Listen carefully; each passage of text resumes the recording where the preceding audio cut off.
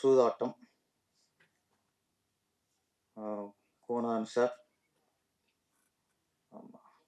எங்களெல்லாம் விட இளமையா இருக்கீங்க, எனர்ஜியா இருக்கீங்க. ஏன்னா நீங்க ரொம்ப ஆற்றல் உள்ளவர்கள். திறமைங்கிறது உங்கள்ட்ட 250 படத்துக்கு இன்னைக்கு எழுதிருக்கீங்க அப்படின்னா, நீங்களும் 5 படம் முடிஞ்சாலே முடிஞ்சு வச்சு கதை. 250 படம். இந்த அதிர்ச்சியில ஒரு வியப்பு தான். நீங்களும் அது வாழ்த்துறது இந்த யூனிட்டுக்கு இந்த பெருமை. நாங்க ரெகுலரா வந்துருக்கோம். நீங்க அடிக்கடி எங்க கூட வாங்க. எங்களுக்கு எனர்ஜியா இருக்கும் முதல்ல. உதயகுமார் சாருக்கு இப்பதான் தெரியும் நிறைய எதிரிகள் இருக்காங்கன்ட்டு. காலையில் எந்திரிச்சுன்னு ஆரம்பிச்சிடாங்க அவங்க. குட் மார்னிங் கூட பரவாயில்ல. அவங்க படிக்காத மெசேஜ்லாம் உங்களை அனுப்பி உங்களை படிக்க வைக்கிறாங்க பத்திலா. ஆமா. உங்க அது அது இதுதான் மிகப்பெரிய சூதாட்டம். விடிஞ்சோடனே ஆரம்பிச்சிடாங்க. அப்புறம் சொன்னாரு மெசேஜ்லாம் அழிக்க முடியும்னாரு. உலகத்தில் அழிக்க முடியாது ரெண்டு தான். ஒன்று அணு, அடுத்து செல்ல ஒரு மெசேஜ். நீங்க அழிக்க முடியாது. நீ ஒன்று அழிச்சா 100 வந்துட்டே இருக்கும். செல்ல இதுக்கு உடைச்சாதான். அந்த அளவுக்கு இன்னைக்கு நாடு அப்படி போயிட்டு இருக்கு. சூதாட்டம் பல வகை சொன்னாங்க. இதுல 3 வகை போட்டாங்க. சூதாட்டம், அப்புறம் குடியும் ஒரு சூதாட்டம். அப்படி பார்த்தா இங்க 3 வகையில 300 வகை இருக்குங்க நாட்டுல சூதாட்டம்.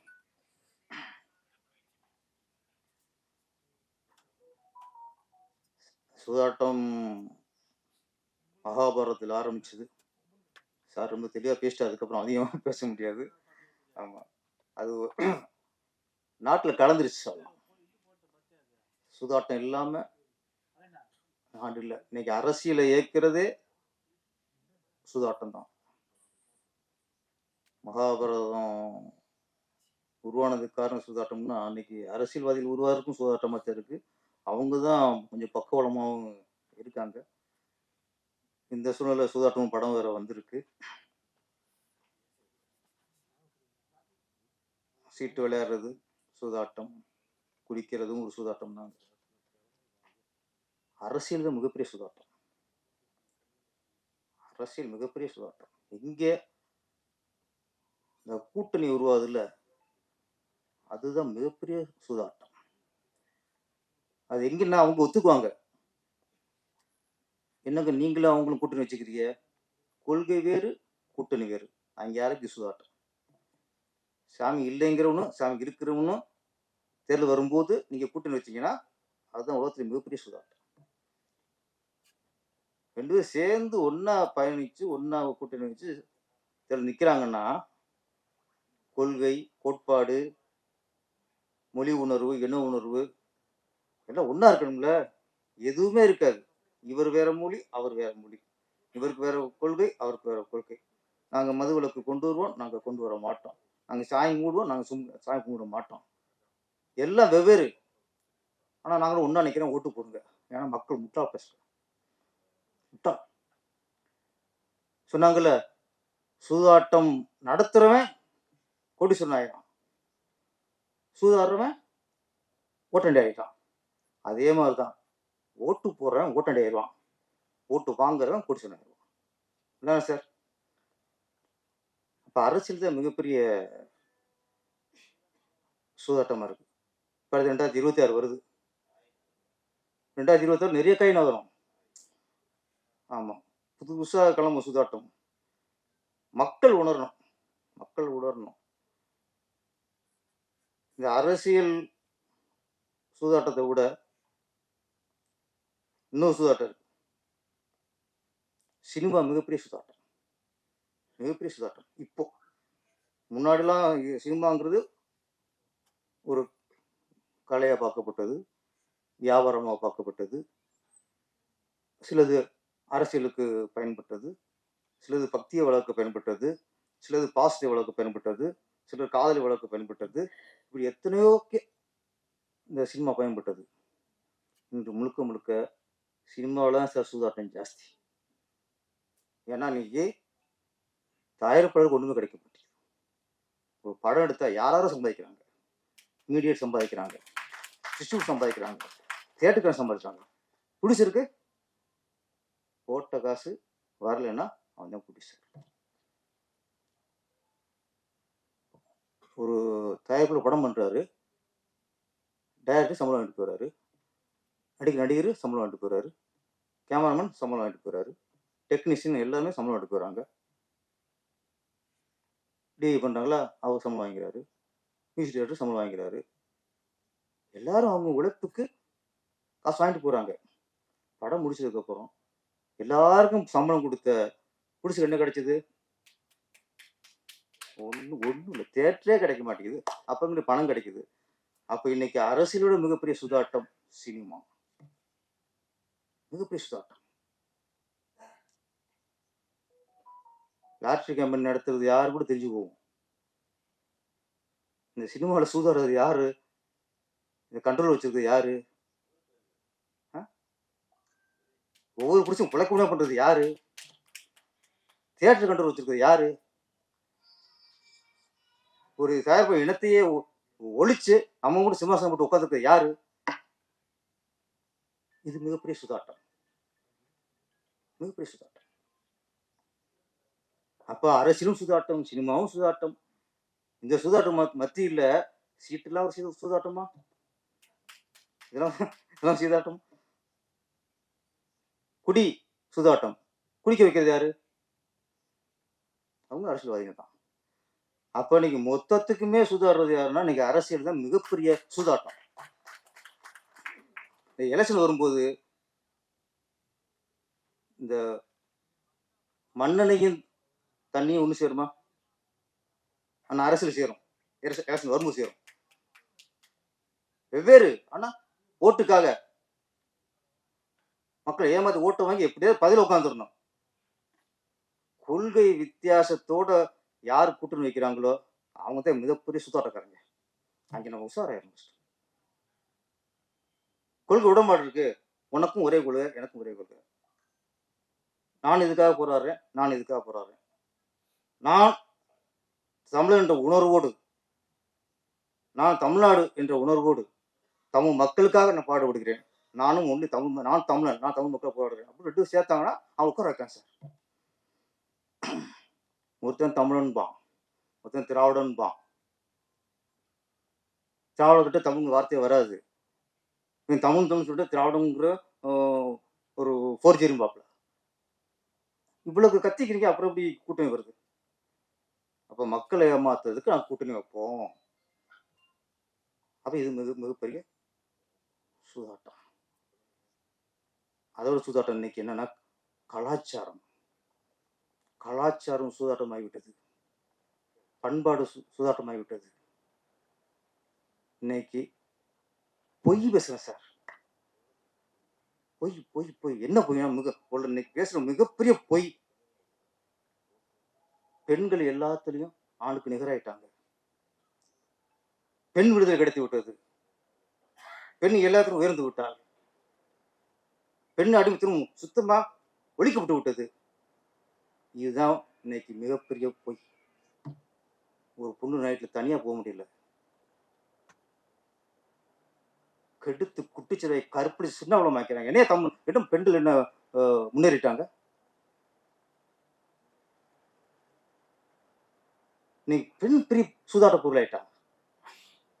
ஒரு லவ்வரோட எந்த கோவை எல்லார் மனசு இன்னைக்கு பத்திட்டு எரியுது.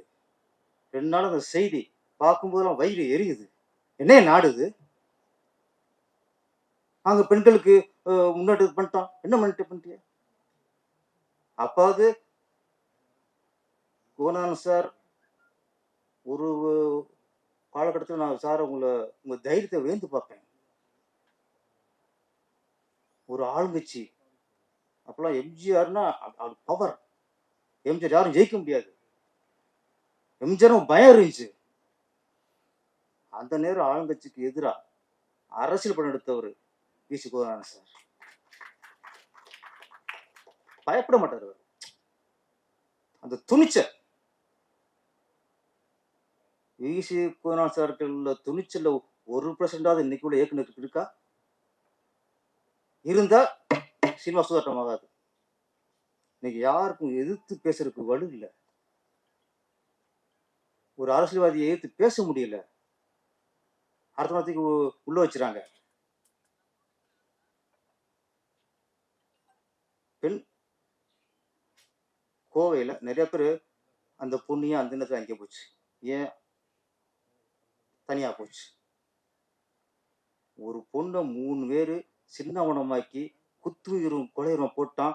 இன்னொரு அரை மணி நேரம் கழிச்சு அந்த பொண்ணை தூக்கிட்டு செத்து போயிருக்கோம். ஆனால் இங்கே நிறைய பேர் 11 மணிக்கு அங்கே என்ன வேலை, ராத்திரி அங்கே என்ன வேலை? நம்ம வீட்டில் ஒரு பொம்பளை தெரியாதுன்னா போயிருந்து இப்படி பண்ணியிருந்த கேட்பீங்களாடா? போன தப்பு தான். ஒரு பொண்ணுக்கு நீ பாதுகாப்புலையா ஒத்துக்குங்க, அப்போ நம்ம அலோன்ஸ் பண்ணிடுறோம். இங்கே ஒரு பொண்ணு வையனும் தனியாக போனால் பாதுகாப்புன்னு சொல்லுங்க, அப்புறம் கேளுங்க ஏன் போனிட்டு. நீ பொண்ணு தனியாக விட மாட்டோம். பண்ணாங்க ஒரு லவர்ஸ் விட மாட்டோம். லவர் அவன் பையனை அடிச்சு போட்டு நாங்கள் 5 பேர் சேர்த்து கொண்டு குடிச்சிடாக்கி விடுவோம். அண்ணா யூனிவர்சிட்டி அப்போ இதே கேள்வி. அங்கேயும் அவன் புதற்குள்ள போனாங்க. போனால் கெடுப்பீங்களாடா, புறம்போக்குல.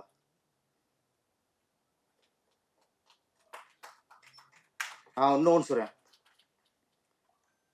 ஒரு அமைச்சர் 1000 கோடி 2000 கோடி ஊழல் பண்ணாருன்னா நம்ம அரசை எதிர்க்கலாம் சார், கேள்வி கேட்கலாம் சார்.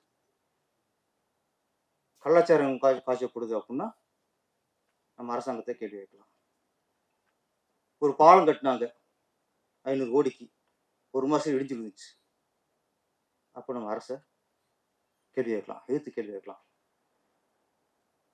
ஆனால் இந்த மாதிரி ஒரு பொண்ணை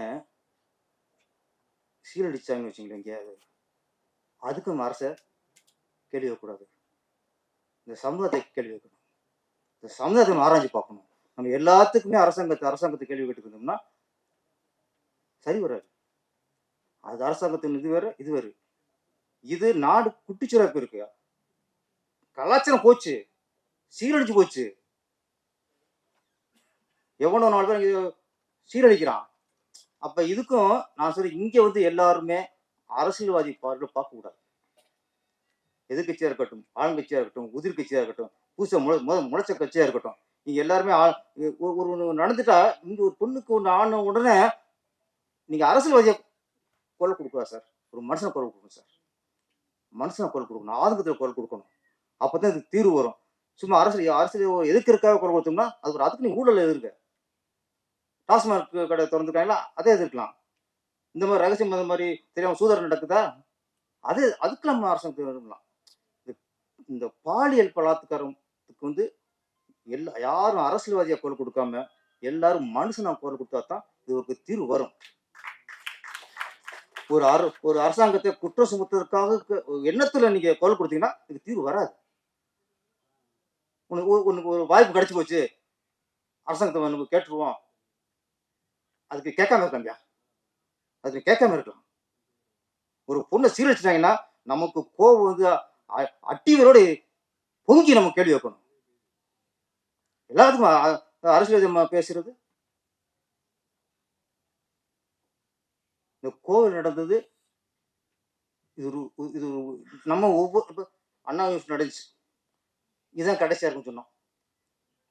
அதுக்கப்புறம் 100 நடந்துச்சு, இதுதான் கடைசியா இருக்குன்னு சொன்னோம். இப்போ கோவில் நடந்துச்சு, இதுதான் கடைசியா இருக்குன்னு சொல்றோம். கடைசியா இருக்கு நம்ம சொல்றோம், அது தொடர்ந்துட்டு இருக்கு.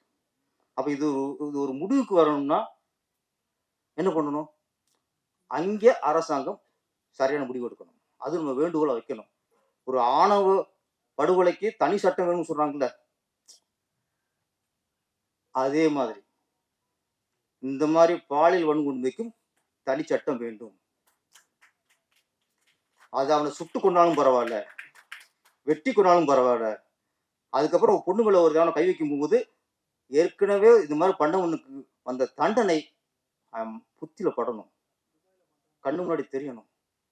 இன்னொன்னு, ஊடகங்கள் இன்னைக்கு அரசியல் கட்சி தலைவர்கள் பேசுறதெல்லாம் நம்ம லைவ் மாதிரி போட்டுக்கிருக்கோம், விவாத பொருளாக்குறோம். நம்ம ஒரே விஷயத்துல இந்த இந்த பாலியல் விஷயத்துல மட்டும் நம்ம இதெல்லாம் தவிர்த்துட்டு நாட்டு சேவையை மனசுல வச்சுக்கிட்டு இந்த சீரியல் சாயங்கள்ல இவங்களை காட்டணும் சார். இவங்களை மூஞ்சிய காட்டிட்டே இருக்கணும். இது வரைக்கும் மூஞ்சி காட்டல, ஷேடோ காட்டுறாங்க. அங்கே சுட்டான் ஓடுறான், அவன் மூஞ்சி காட்டுறதுக்கு என்ன இருக்கு? அவன் என்ன கால் சுட்டாங்களே, சுட்டத்தை காட்டுங்க. எப்படி எங்களுக்கு பயம் வரும்? இந்த மற்ற பூரா வெளியே வந்துடுறாங்க. இந்த ஒரு நடிகர் வந்து ஒரு போதைப் பொருள் யூஸ் பண்ணார், விற்கல, யூஸ் பண்ணிட்டார். மறுநாள் ஃபுல்லாக பிளாஸ் அவர் பேஸ் லைவ் போயிட்டு இருக்கு. இப்படி போதைப் பொருள் சாப்பிட்டார் பண்ணிட்டார். அப்போ ஒரு போதைப் பொருள் யூஸ் பண்ணா ஒரு நடிகர் கைது பண்ணிட்டியா? அவர் தனிப்பட்ட வாழ்க்கை. இந்த பெண்களுக்குள்ள இந்த மாதிரி பாலியல் தொல்லைங்கிறது தனிப்பட்டதில்லை, சமுதாயம் சார், சமுதாயத்தோட சீர்கேட்டது. அப்ப இதை நம்ம கொஞ்சம் மற்றதுக்கு முக்கியத்துவம் இதையும் கொடுக்கணும். நீங்க காட்டுற நீங்க எந்த டெவலப்மெண்ட் காட்டுறோ அதை பார்க்கும்போது இந்த மாதிரி என்ன உலகம் பயம் வரணும். இப்போ திருப்பி ஒரு நப்பாசை இதுதான் கடைசியா இருக்கணும். இந்த அரசாங்கம் வந்து நீங்க ஆணவ படுகொலைக்கு தனி சட்டம் எப்படி துணிஞ்சு சொன்னீங்களோ அதே மாதிரி இதுக்கு தனி சட்டம் அமையணும். அமைஞ்சு அதுக்கான வீடு இதை காட்டினா தான் கொஞ்சம் குறையும். இந்த நேரத்தில் நம்ம அந்த பாதிக்கப்பட்ட பெண்ணை பூர்ண குணமடைஞ்சு வரணும். இன்னும் ஒரு சின்ன வேண்டுகோள், ஹாஸ்டல்னா என்ன? ஒரு பெண்களை ஒரு பெத்த தாய் தப்ப ஒரு நம்பித்தானே ஹாஸ்டலுக்கு அனுப்புறாங்க. ஹாஸ்டல் என்ன கிளிக்கிறிய? எப்படி ஹாஸ்டலுக்கு பொண்ணு வெளியே போச்சு? நினைச்ச நேரத்துக்கு வெளியே போறது, நினைச்சதுக்கு வர்றது ஹாஸ்டல். அப்ப ஹாஸ்டல் சரியான கண்காணிப்பு இருக்கணும். ஹாஸ்டல் தான் ஃபர்ஸ்ட் பொறுப்பு. ஒன்னு மீறி எப்படி வெளியே பொண்ணு வெளியே போச்சு? ஹாஸ்டல் நம்ப தானே பெத்தவங்க உள்ள அனுப்புறாங்க. அப்ப அந்த ஹாஸ்டல் தமிழ்நாட்டில் இருக்க எல்லா ஹாஸ்டலுமே, அதுவும் பெண்கள் லேடிஸ் உள்ள ஹாஸ்டல் எல்லாருமே கொஞ்சம் பொறுப்போட ரொம்ப ஒரு கண்ட்ரோலோட வச்சுக்கணும். அப்புறம் சீரழிஞ்சதுக்கு அப்புறம் இன்னும் பிரயோஜனம். அதனால ஹாஸ்டல் ரொம்ப பொறுப்பு. அரசியல்வாதிகள் ஒரு ஏரியாவில் ஒரு நிகழ்ச்சி நடந்துச்சு, ஒரு கொள்ளையோ அது நடந்துச்சு. அப்போ என்ன ஆகுது, அந்த ஏரியாவில் உள்ள போலீஸ் தான் பொறுப்பாயிடுறாங்க. அவங்க டிரான்ஸ்ஃபர் பண்ணுறாங்க, இடைக்கால நீக்கம் பண்ணுறாங்க.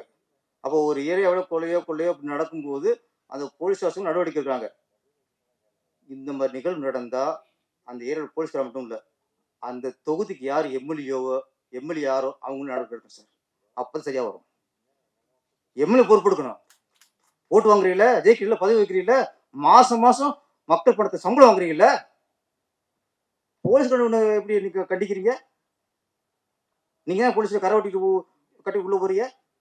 அக்யூஸ்டுக்கு சப்போர்ட் நீங்க தானே போறீங்க. குற்றவாளிக்கு சப்போர்ட்டா போற கரவேட்டி குற்றத்தை தடுக்கவும் போகணும். அவன் தான் உண்மையான கரவேட்டி. குற்றவாளி காப்பதும் உள்ள போக கூடாது. அப்போ ஒரு ஏரியா இந்த மாதிரி நடந்துச்சுன்னா அந்த பகுதி தொகுதி எம்எல்ஏ யாரோ அவங்க மேலேயும் இந்த கவர்மெண்ட் நடவடிக்கை எடுக்கணும். ஒரு 8 மாசம் சம்பளம் கட் பண்ணுங்க, கரெக்டா வரும். நன்றி, வணக்கம். அன்பிற்கும் மரியாதைக்கும் உரிய இயக்குனர் திருமுகு குகநாதன் அவர்களே, மிகச்சிறந்த மருத்துவர், ஆபரேஷன்ல தமிழ்நாட்டில் மிக முக்கியமானவர் டாக்டர் ராஜ்குமார், லைஃப் லைன் ஹாஸ்பிட்டலுடைய உரிமையாளர், அற்புதமான டாக்டர். அப்புறம் என்னுடைய தம்பிகள் உதயகுமார், டைரக்டர், தலைவர், செயலாளர் பேரரசு, மற்றும் சவுந்தர், என்னுடைய அருமை தம்பி சவுந்தர், இசையமைப்பாளர், ப்ரொடியூசர், மற்ற எல்லாருக்கும் என்னுடைய வணக்கம். ஒரு வித்தியாசமான ஆடியோ ஃபங்க்ஷன், ஆனால் ஆத்மார்த்தமான ஆடியோ ஃபங்க்ஷன். நம்ம ப்ரொடியூசர் உருவத்தில் தான் அப்படி இல்லை, உள்ளத்திலையும் பறந்த உள்ள கொண்டவர். இந்த காலத்துல இப்படி ஒரு படம் எடுக்கணும்னு அவருக்கு தோணுச்சு இல்லையா? அவரும் அவருடைய நண்பர் 2 பேரும் மஞ்சுநாத் அண்ட் சீனிவாசன். காலத்துக்கேற்ற இன்னைய நாடு எப்படி கெட்டு போயிட்டு இருக்கு, நல்லா இருக்கிறதுன்ற ஒரு பகுதி அது ரொம்ப குறைவு. ஆனா கெட்டு போறதுக்கு ஒரு அத்தனை வசதிகளும் இந்த நாட்டில் அதிகம் இருக்கு. எத்தனையோ சூதாட்டம், அதாவது சூதாட்டம் நடத்துறவன் கோட்டீஸ்வரன் ஆகிறான். சூதாட்டத்துல கலந்து கொண்டு குடும்பத்தை அழிக்கிறவன் தெருக்கோடிக்கு வந்துடுறான். பல குடும்பங்கள் அனாதையா போயிடுச்சு. அது எத்தனை விதமான சூதாட்டம்னாலே குடியும் அதுல சேர்ந்துச்சு. குடி பல குடும்பங்களுக்கு எடுத்துச்சு. சீட்டாட்டம், ரேஸ ஒழிச்சிட்டாங்க. இருந்தா கூட மறைமுகமா நடத்துறானுங்க. நீங்க பாருங்க, ஒருத்தன் இன்னைக்கும் 1000 கோடிக்கு மேல நன்கொடை கொடுக்கறான் கட்சிகளுக்கு. ஒரு கட்சிக்கு பலாயிரம் கோடி, இன்னொரு கட்சிக்கு 100கணக்கான கோடி. ஒருத்தனுக்கு எப்படி சார் இப்படி நன்கொடை, தேர்தல் நிதி? அப்போ எத்தனை குடும்பங்கள் அழிஞ்சிருக்கும். இவ்வளவு பணத்தை இவன் நன்கொடையா கொடுக்கறான்னா அவன் எத்தனை லட்சம் கோடி வச்சிருப்பான். இந்த லட்சம் கோடி யார் பணம்? இந்த ஏழைங்க பணம். பேராசையில உழைச்சி சம்பாதிக்கிற எண்ணம் போட்டு சூதாடி சம்பாதிகள் நினைச்சு குடும்பத்தையே இழக்கிறாங்க. இப்ப சமீபத்துல ஆன்லைன்ல ரம்மி ஆட்டம்னு ஒண்ணு, பல பேர் உயிரை குடிச்சிச்சு சார். பல பேர் உயிரை எழுந்துட்டாங்க. ராத்திரில விளையாடி விளையாடி விளையாடி அடிக்ட் ஆகி பல தாய்மார்கள் தாலி இழந்தாங்க. ஒரு குடியினால மட்டும் தாலி இறக்கல. இந்த சூதாட்டம் அதை விட கேவலம். இதை நடத்துறவன் கோட்டீஸ்வரனாகி நன்கொடை கொடுத்து ஊரெல்லாம் பெரிய மனுஷனா இருக்காங்க. அவனுங்கெல்லாம் இந்த நாட்டுல பெரிய மனுஷன். நம்மள போல தர்மம் பண்றவங்க எல்லாம் அடையாளம் தெரியல யாருக்குமே. என்னால முடிஞ்சது 1000மோ 500 கொடுக்குறேன். குகநாதனால், ராஜ்குமார், நம்ம உதயகுமார், பேரரசு, நம்ம ப்ரொடியூசர் முடிஞ்ச உதவி பண்றோம். ஆனால் நம்ம பேர்ல யாருக்கும் தெரியாது. கோடிக்கணக்கா கொடுக்கிறவன், கொள்ளை அடிக்கிறவன், கலப்படம் பண்றவன், அதை வாங்குறான் பாருங்க. லஞ்சம். அரசு அதிகாரி, காவல்துறை, அரசியல்வாதி, இவங்கெல்லாம் என்னுடைய வாயால சொல்ல விரும்பல, ஒரு காலத்துல அவங்க கேடு கெட்டு போவாங்க. இந்த மாதிரி விஷயத்த இந்த 1, 2, 3ன்னு ஒவ்வொரு கேடு என்னென்ன சூதாட்டத்தில் எதெல்லாம் குடும்பத்தை அழிக்குதுன்னு அது ஒன்று போட்டிருந்தான் டைரக்டர். நல்லா இருந்தது. ட்ரெய்லர்ல 1, 2, 3ன்னு வகுத்து போட்டுருந்தார். இதையும் தாண்டி நிறைய இருக்கு. அதனால இந்த சூதாட்டம் என்பது, குடியாட்டம் என்பது, மக்கள் இங்க எல்லாம் நல்ல மக்கள், நான் இவங்க சொல்ல வேண்டியதில்லை. ஆனா யூடியூப் மூலமா இந்த செய்தி பரவுது இல்லையா, நாடு பூரா என் சகோதரர்கள் அவங்க எல்லாரும் பார்த்து இந்த சூதாட்டத்தை ஒழிச்சிட்டு குழந்தைகளை நல்லா படிக்க வச்சு அப்பா அம்மாவை காப்பாற்றி வாழ்க்கை நல்லா இருக்கும். தாய் தந்தை தான் முதல் தெய்வம். இந்த தாயின் தந்தையை காப்பாத்துறவங்க எல்லாம் நல்லா இருப்பாங்க. நீங்க சூதாடுற அந்த பணத்தை தாயின் தந்தைக்கு சாப்பாடு போட்டு மருந்து வாங்கி கொடுத்தீங்கன்னா அந்த புண்ணியம் காலமெல்லாம் இருக்கும் என்பதை இந்த சூதாட்டம் படத்தின் மூலமாக தம்பி டைரக்டர் சசி சுந்தரம் நல்லா பண்ணியிருக்க. நடிச்சவங்க எல்லாம் கூட இயற்கையா நம்ம கிராமத்துல இருக்க மாதிரி, நம்ம குடும்பத்துல ஒருத்தர் மாதிரியே இருந்தாங்க. மியூசிக் தம்பி ரெண்டு பாட்டு, ஒன்று மஜா பாட்டு, நம்ம உதயகுமார் ரொம்ப ரசிச்சு அதை பாராட்டினாரு. தேவை, வேற வழி இல்லை. எல்லா மக்களையும் கவரணும்னா அப்படிப்பட்ட ஒரு பாங்கு வேணும். ஒரு லவ் சாங், ரெண்டுமே நல்லா இருந்தது. தம்பி உங்களுக்கு நல்ல எதிர்காலம் இருக்கு. என்னுடைய தம்பி விஜய முரளி, அவன் யார் ஒருத்தரை கூப்பிட்டு பாராட்டானோ அவங்களுக்கு ஏதாவது ஒரு எதிர்காலம் இருக்கும். அப்படிப்பட்ட அருமை தம்பி விஜய முரளிக்கும் மற்ற அத்தனை பேருக்கும் என் உளம் நிறை நன்றி சொல்லி, சூதாட்டம் என்பது நம் வாழ்க்கையில் இருக்கவே கூடாது, யாருடைய வாழ்க்கையிலும் இருக்கக்கூடாது. உழைப்பால் உயர்வோம். உழைப்பு தான் ஒவ்வொருவரையும் காப்பாற்றும், குடும்பத்தை காப்பாற்றும். ஆகவே உழைப்போம், உயர்வோம், மற்றவர்களையும் உணர வைப்போம், வாழ வைப்போம். இந்த படம் வெற்றி பெற்று ப்ரொடியூசரை வாழ வைக்கணும், அவர் அடுத்து படம் தயாரிக்கணும். என்னுடைய வாழ்த்துக்கள். நன்றி, வணக்கம். நான் மேடையில் இருக்கும் அத்தனை பெரியவர்களுக்கும் என் மனமார்ந்த நன்றி தெரிவித்து, இந்த படத்தின் தயாரிப்பாளர் மற்றும் இயக்குனர் மற்றும் இசையமைப்பாளர் 2 பாட்டும் ரொம்ப நல்லா இருந்தது. உங்களோட ப்ரோக்ராமிங் நல்லா இருந்தது, பெஸ்ட். இன்னும் எக்ஸலண்ட்டாக பண்ணுவீங்க நம்பிக்கை இருக்கு. மேலும் இங்க இருக்கும் திரு கே ராஜன் சார், என்னோட படத்துக்கு எல்லா படத்துக்கும் அப்பா கன்ஃபார்மாக அந்த ஆடியோ லான்ச் வந்துடுவார் என்னோட படத்துக்கு. அவருக்கு நன்றி சொல்கிறேன். 2வது பூடான் சார், எம்ஜிஆர் காலகட்டத்திலேருந்து ஒரு பெரிய மிக சிறந்த ஒரு கதை வசனம் மற்றும் இயக்குனர். அவர் இந்த மேடையில் பார்த்து ரொம்ப சந்தோஷம். மற்றும் எனக்கு பிடிச்ச பாடம் முத்துமணி மாலை, அந்த பாடல் அண்ணன் உதயகுமார் அண்ணன் சந்தோஷம். மேலும் பேரரசு அண்ணன், என்னோட அருமை சகோதரர், அவருக்கு நன்றி சொல்லி, மேலும் எங்களோட அருமை சகோதரி, அவங்களும் டாக்டர் தான், ப்ரொஃபஸர். அதனால அவங்களால தான் இந்த நிலைமையில் நான் இருக்கேன்னு உங்க எல்லாருக்கும் மீடியாவுக்கு தெரியும். அவங்க பேர் டாக்டர் பத்மா. அந்த same life line hospital mister Rajkumar sir, ஏன்னா அவரோட வீடியோஸ்லாம் நிறையா பார்ப்பேன். இப்போதான் பேசியிருந்தேன் அவர்கிட்ட. என்னோட அசிஸ்டன்ட் டாக்டர்னு சொல்லும்போது அவர் ரொம்ப ஹாப்பியாக இருந்தார், ரொம்ப சந்தோஷம். அப்புறம் இந்த படத்தோட ப்ரொடியூசர், அவர் வில்லனாக நடிச்சிருக்காருன்னு சொன்னாங்க. அண்ணன் சொன்னாப்புல லாஸ்ட் ஷாட்டில் அந்த புல்லட் அவர் தான் வில்லன் நான் நினைக்கிறேன். அதனால் மேலும் இந்த படம் வெற்றியடைய வாழ்த்துக்கள். மேலும் என்னை இந்த விழாக்கு அழைச்ச திரு பிஆர்ஓ அவர்கள், மிஸ்டர் விஜயமுரளி சார், சத்யா அண்ணன். அதே மாதிரி இன்னைக்கு சிறு படங்களுக்கு பார்த்தீங்கன்னா போஸ்ட் ப்ரொடக்ஷன் தான் ஒரு படத்தோட மெயின் டாஸ்க்காக. ஏன்னா அங்கே தான் பட்ஜெட், ஒரு ப்ரொடியூசர் ஸ்டக் ஆகிறாங்க. எவ்வளோ பண்ணலாம், பேலன்ஸ் எவ்வளோ இருக்கும். ஏன்னா என்னோட அனுபவம்னால சொல்கிறேன். அந்த போஸ்ட் ப்ரொடக்ஷனில் நாங்கள் ஒரு ப்ரொடியூசர் எப்படியா நல்ல குவாலிட்டியாக ரிலீஸ் பண்ணணும், அந்த இடத்துல தான் பட்ஜெட் இருக்குன்னா மிஸ்டர் அருண் சாய் ஸ்டூடியோ. ஏன்னா அவர் என்னோட அருமை சகோதரர். பல சின்ன படங்களுக்கு நீங்கள் யாரை கேட்டாலும் தெரியும், சாய் ஸ்டூடியோன்னு பேர் சொன்னால் எல்லாருக்குமே தெரியும். அதனால் என்னோட அருமை சகோதரர் அவரும் இந்த விழாக்கு அழைச்சிருக்காரு, ரொம்ப நன்றி தெரிவிச்சு, மேலும் இந்த 2 பாட்டு ரொம்ப எக்ஸலண்ட்டாக வந்திருக்கு.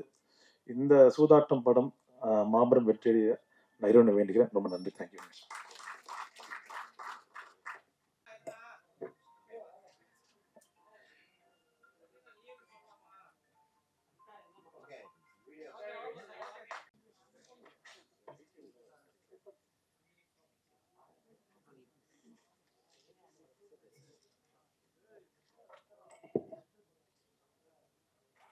தாய்ப்பாசத்தை கூட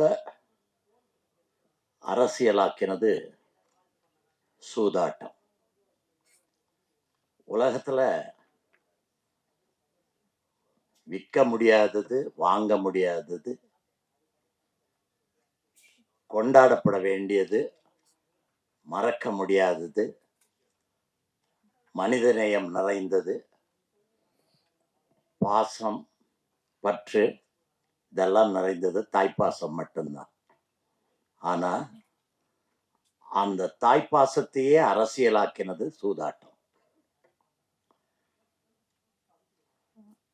ஒரு நிமிடம் சிந்தித்து பாருங்க. கர்ணன் யாரு? கர்ணன் எவ்வளவு நல்லவன்னு நாம பேசுறோம். ஆனா அந்த கர்ணன் அவையில இருக்கும் போதுதான் திரௌபதியோட துகில் உரியப்படுது. கர்ணன் பார்த்து கொண்டிருந்தான். அருமையான ஒரு மகன், நல்ல கொடையாளி. கர்ணனை பற்றி சொல்ல வேண்டுமானால் எவ்வளவு வேண்டுமானாலும் சொல்லலாம். நட்பின் அடையாளம், அப்படி எவ்வளவோ சொல்லலாம். ஆனால் அவனுக்கு தெரியாதது ஒன்றுதான், தன் தாய் யார், இது தெரியாது. ஆனால் அவன்கிட்ட இருந்த வேதனை எல்லாம் ஒண்ணுதான். அந்த ஒண்ணுதான் அவனை கெட்டவனாக்குச்சு.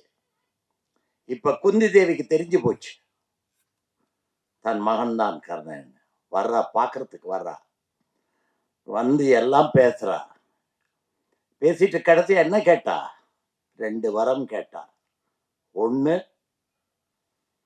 நீ நாகாஸ்திரத்தை 2வது தடவை பிரயோகிக்க கூடாது. ஏன்னா நாகாஸ்திரத்தை அவ விட்டா அர்ஜுனன் செத்துருவான். அதனால ஒரு தடவை தான் யூஸ் பண்ணணும். கேட்கறது யாரு? தாய். மகன் தாயை பார்த்த மகிழ்ச்சியில இதை பெருசா நினைக்கல, சரின்னு சொல்றான். ரெண்டாவது, நீ 5 பேர்ல இவங்களை கொல்லக்கூடாது.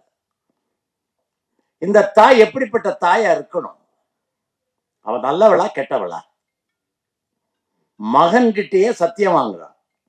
அவ போறா, அவ காதுல கேட்கிற மாதிரி ஒரு வசனம் சொல்றான்.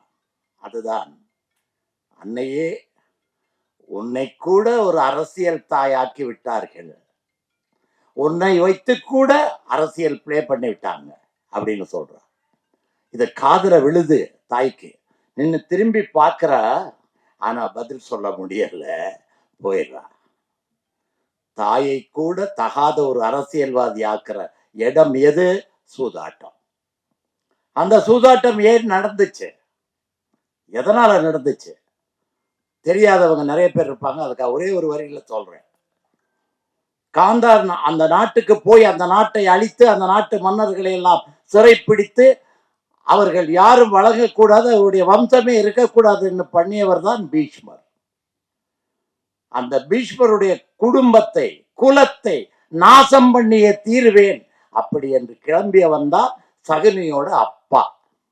அந்த அப்பா ஒரு நாளைக்கு ஒருத்தருக்கு தான் சாப்பாடு கொடுப்பாங்க அந்த ஜெயில. ஆனா அந்த வம்சம் பூரா ஜெயில இருக்கு, ஒவ்வொருத்தருக்கும் சாப்பாடு கொடுக்குறாங்க ஒரு நாளைக்கு. அப்ப இந்த தந்தை மட்டும் என்ன செய்யறாருன்னா, தான் சாப்பிடாமல் இருந்து பிள்ளைக்கு மட்டும் சாப்பாட்டை கொடுத்துக்கிட்டே வளர்க்கிறாரு. யார்? சகுனிய. அதன் காரணமாக உணவில்லாமல் வறுமையினால் தந்தை சாகிறார். சாகும்போது சொல்கிறார், என்ன சொல்றாருன்னா, அந்த குடும்பத்தை அழிக்க வேண்டியதுதான் உன்னுடைய ஒரே கடமை அப்படிங்கிறான். இவனை எரிக்கிறாங்க. அவனுடைய விரல்கள்ல இருந்துதான் எடுத்து அந்த சூதாட்டம் பண்ற அந்த காய் இருக்கு இல்லையா, அது 2 பண்றாங்க. அந்த 2ஐயும் எடுத்து இவன் கையில கொடுக்கிறாரு. எப்படி கொடுக்கிறாருன்னா, நீ இதை வச்சுத்தான் ஜெயிக்கணும். சூதாட்டம் அங்கே ஒரு மகாபாரதத்தை உருவாக்கியது. அந்த சூதாட்டம் ராஜன் அவர்கள் இப்போது சொன்னார்கள், நீங்கள் புரிந்து கொண்டீர்களோ இல்லையோ எனக்கு தெரியாது. புரியிற மாதிரி புரியாத மாதிரி ஒரு விஷயத்த சொல்றேன். அவருக்கு கிடைக்கிற வருமானம், அந்த சூதாட்டக்காரருக்கு கிடைக்கிற வருமானம் ஒரு நாளைக்கு 1000 கோடி, 2000 கோடி, 3000 கோடி, 4000 கோடி. அதனாலதான் அவர் ஆயிரக்கணக்கான ரூபாய்களை கட்சிகளுக்கு தானம் செய்கிறார். இது யாருங்கிறது உங்களுக்கு எல்லாருக்கும் தெரிந்திருக்கும். சுரண்டி பார்த்து வர்ற அந்த சூதாட்டக்காரர் தான். சரியா? மகாபாரதத்துல இருந்து இன்னைக்கு வந்தாச்சு. யார் வரைக்கும்? அந்த பேர் உங்களுக்கு தெரியும், நான் சொல்ல வேண்டாம், ஏன்னா அது அரசியல் ஆயிடும். ஆனால் நான் சொல்ல விரும்பல. குந்தி எதற்காக அதை செய்தா? 2 வரம் வாங்கிட்டு போனா, தாய்ப்பாசத்துலதான் செய்தா. ஆனா அது கர்ணன் பார்வையில பார்த்தா அங்க அரசியல் சூதாட்டம். இங்க அதே அரசியல் சூதாட்டம். மாப்பிள்ளை ஒரு இடத்துல இருக்காரு, மாமனார் ஒரு இடத்துல இருக்காரு, இல்லையா? அதானே நடக்குது. அதானே அத்தனை கோடி ரூபாய் எங்க இருந்து வந்துச்சு? சூதாட்டத்துல இருந்து. அப்ப இந்த சூதாட்டம் எவ்வளவு கேவலமான விஷயம்ங்கிறத அதைத்தான் சொல்லி இருக்காங்க. அங்க ஆரம்பிச்சது, மகாபாரதத்தில் ஆரம்பிச்சு வந்து இன்னொரு தேட்காரர் இங்க வந்து அவ்வளவு சம்பாதிச்சு அவர் மாப்பிள்ளை இங்க இருக்கக்கூடிய அளவுக்கு சூதாட்டம். இப்ப சூதாட்டம் படமா வந்திருக்கு. இதுக்கு முன்னாடியும் படமா வந்துச்சு. முத்துராமன் ஜெய்சங்கர் நடிச்சு, மதுரை திருமாறன் நடித்து அந்த படம் ரொம்ப நல்ல படம், ரொம்ப நல்லா ஓடின படம். அதுவும் சூதாட்டம் தான். கரெக்டா? நான் சொல்றது கரெக்டா? கரெக்ட். இப்ப ஆற்றல் உள்ளவர்கள் ஜெயிக்கிறாங்க, சினிமால ஆற்றல் உள்ளவர்கள் ஜெயிக்கிறார்கள். ஆனா அதிர்ஷ்டம் உள்ளவர்களும் ஜெயிக்கிறாங்க. ஆற்றல் உள்ளவர்கள் மட்டும்தான் ஜெயிக்கிறார்கள் சொல்ல முடியாது. ஆற்றல் உள்ளவர்கள் யாரு? R V Udhayakumar. எத்தனை படம் வரிசையா சொல்லலாம். அடுத்தது அந்த டைரக்டர் பேரரசு, வரிசையா சொல்லிட்டே போலாம். அதே மாதிரி ஒரு எழுத்தாளர் உங்க முன்னாடி நிற்கிறான். 250 படம் எழுதியிருக்கேன். வெற்றி தான் என்னுடைய வாழ்க்கையில இன்னைக்கு வரைக்கும். ஆக அங்க ஆற்றல், அதிர்ஷ்டம். டி ராஜேந்தர் வேலை செய்தார்னு ஒரு படம் சொல்லுவாங்க. என்ன படம்? ஒரு தலை ராகம். ஆனா அதுல டைரக்டர் பேர் வந்தது யாரு உங்களுக்கு தெரியும். அது எப்படி சொல்றது? ஆற்றல் இருந்திருந்தால் அவர் என்னைக்கும் ஜெயிச்சுக்கிட்டு தானே இருக்கணும். இத்தனை வருஷம் ஆச்சு. உதயகுமார் இருக்காரு, அவர் இருக்காரு, நான் இருக்கோம், நாங்கெல்லாம் இருக்கோம். என்ன காரணம்? ஆற்றல். அதிர்ஷ்டம் ஒரு படத்தோட போயிடும், 2 படத்தோட போயிடும், 3 படத்தோட போயிடும். ஆனா இங்க ஆற்றல் உள்ள இன்னொருத்தர் இந்த மேடையில் இருக்காரு. இன்னைக்கு யார் பெரிய ஹீரோன்னு சொன்னா, விஜய் ஒரு பெரிய ஹீரோ, அஜித் ஒரு பெரிய ஹீரோ. இந்த 2 பேரையும் வச்சு படம் எடுத்த ஒருத்தர் இங்க இருக்காரு, இந்த மேடையில் இருக்காரு. 1995 என்னமோ அந்த படம் எடுத்தாரு. கரெக்டா? சவுந்தரபாண்டியன் காணமே. அவர் எடுத்தார் அந்த படம். அந்த 2 பேரையும் வச்சு எடுத்தவர் இன்னைக்கு படம் எடுக்க முடியுதா? யோசிச்சு பாருங்க. அதனால யாருமே தயவு செய்து சூதாட்டம் ஆடாதீங்க, சூதாட்டத்துக்கு போகாதீங்க. சூதாட்டம் செய்யறவங்களை விலக்கி வையுங்க, விலக்கி வச்சிருங்க. வேண்டாம். பல கோடியை கொடுத்து ஒரு கட்சியை விலைக்கு வாங்குற அளவுக்கு சூதாட்டம் இன்னைக்கு இருக்கு நாட்டுல. அப்படிப்பட்ட சூதாட்டத்தை படமா சொல்லியிருக்காங்க. இந்த படம் ஜெயிக்கணும், இதை எடுத்தவங்க நல்லா வரணும், மேலும் மேலும் படம் எடுக்கணும்னு வாழ்த்து விடைபெறுகிறேன். நன்றி, வணக்கம்.